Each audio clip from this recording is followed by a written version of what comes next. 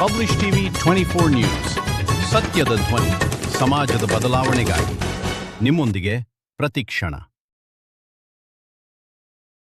ಸಚಿವರು ತಿಮ್ಮಾಪುರ ಸರ್ ಅವ್ರ ಮನೆಗೆ ಹೋಗಿ ಭೇಟಿಯಾಗಿದ್ರಿ.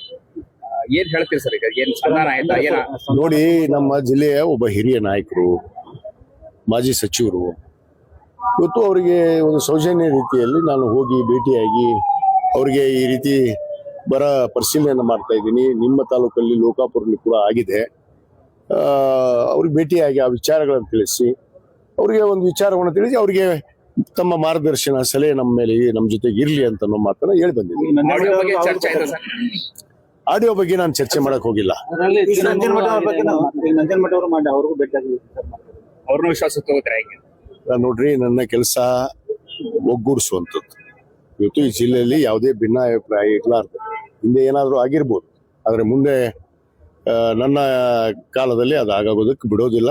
ಯಾವುದೇ ವಿಚಾರ ಇರ್ಬೋದು, ಸಣ್ಣ ಪುಟ್ಟ ಭಿನ್ನಾಭಿಪ್ರಾಯಗಳಿರ್ತವೆ, ಅವನ್ನ ಸರಿಪಡಿಸ್ಕೊಂಡು ಹೋಗುವಂತ ಅವರು ಒಂದು ಪ್ರೆಸ್ ಮಾಡಿ ಹೇಳ್ತಾರೆ. ಅದು ನಾ ಸ್ವಲ್ಪ ಮಾತಾಡಿದೆ ನಿಜ. ಮಾತಾಡಿದ್ದು ಅವ್ರು ಯಾರೋ ಅವ್ರು ಬಿಜೆಪಿ ಅವರು ಮಾಡಿದ್ದಾರೆ, ಎಡಿಟ್ ಇದೆ, ಕುತಂತ್ರ ಮಾಡಿದಾರೆ ನನ್ನ ವಿರುದ್ಧ. ನಾನು ಬಿಜೆಪಿ ಅವರು ಮಾಡಿದಾರೆ ಅಂತ ಎಸ್ ಪಿ ಮುಂದೆ ಅಂತ ಹೇಳ್ತಿದ್ದೆ. ಅಲ್ಲ, ಕೊಡ್ಲಿಲ್ಲ, ಕಂಪ್ಲೇಂಟ್ ಕೊಡ್ಲಿ ಅವರು. ಆ ರೀತಿ ಆದ್ರೆ ಅದನ್ನ ಕುಲ್ಲಂಕುಲ್ಲವಾಗಿ ನಮ್ಮ ಪೊಲೀಸ್ ವರಿಷ್ಠಾಧಿಕಾರಿಗೆ ನಾನು ಖಂಡಿತವಾಗಿ ಹೇಳ್ತೀನಿ, ಅದನ್ನ ಪರಿಶೀಲನೆ ಮಾಡೋದಕ್ಕೆ ಕಳ್ಸೋಣ. ಆ ರೀತಿ ಆಗಿದೆ, ಚೆಕ್ ಮಾಡೋಣ. ಅದಕ್ಕೆ ಮುಂದೆ ವರಿಷ್ಠ ಏನ್ ನಿರ್ಧಾರ ತಗೋತಾರೆ.